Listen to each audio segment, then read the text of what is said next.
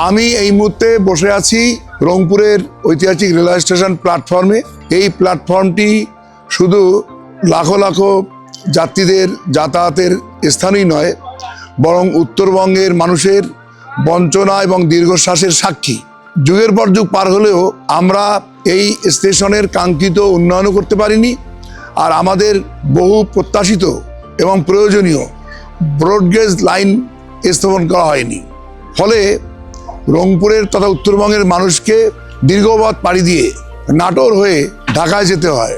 ফলে একদিকে সময়ের অপচয় হয় এবং যাত্রাপথের ক্লান্তিও হয়, এবং আমাদের কাঙ্ক্ষিত উন্নতি, ব্যবসা বাণিজ্যের উন্নতি হচ্ছে না। এর সমাধান খুব সহজেই, আমরা যদি বগুড়া পর্যন্ত একটা ব্রডগেজ লাইনের সংযোগ দিতে পারি, তাহলে বগুড়া হয়ে সহজেই আমরা স্বল্প সময় ঢাকা যেতে পারতাম, যোগাযোগ সহজ হতো।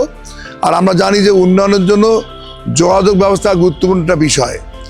যোগাযোগ উন্নত হলে এখানে ব্যবসা বাণিজ্য পথ সুগম হতো এবং মানুষ চিকিৎসা, স্বাস্থ্য সহ বিভিন্ন সেবামূলক কাজ সহজেই করতে পারত। এই কাজটি আমাদের দীর্ঘদিন ধরে হচ্ছে না, কোনো সরকারই এটা করছে না।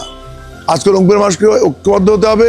রংপুরের এই ডিভিশনাল টাউনের যে রেলওয়ে স্টেশন, এখানে কাঙ্ক্ষিত উন্নতি হওয়া দরকার, যাত্রী সেবা উন্নত হওয়া দরকার, বিল্ডিংগুলো উন্নত হওয়া দরকার। পাশাপাশি আমাদের ব্রডগেজ লাইন স্থাপনের জন্য সবাইকে সোচ্চার হতে হবে।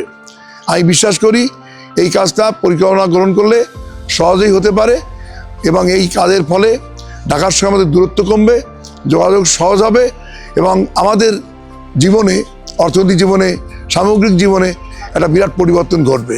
উন্নয়ন মানে শুধু বড় বড় অট্টালিকা তৈরি করা নয়। উন্নয়ন মানে হলো মানুষের মাথাপিছু আয় বৃদ্ধি করা, মানুষের সেবাগুলো সহজলভ্য করা, এবং একটা মানবিক একটা সুযোগ সুবিধার দ্বার উন্মোচন করা।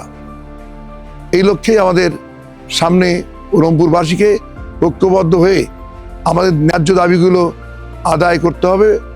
এক্ষেত্রে আমি রংপুরবাসীর সঙ্গেই থাকবো ইনশাআল্লাহ। জনগণ জানে সমাধান, ভালো লোকে লোকে বার পাল্লা, মানুষের বুকে দাঁড়ি পাল্লা, খুলে দাও হৃদয়ে জানলা, জিতবে এবার দাঁড়ি পাল্লা।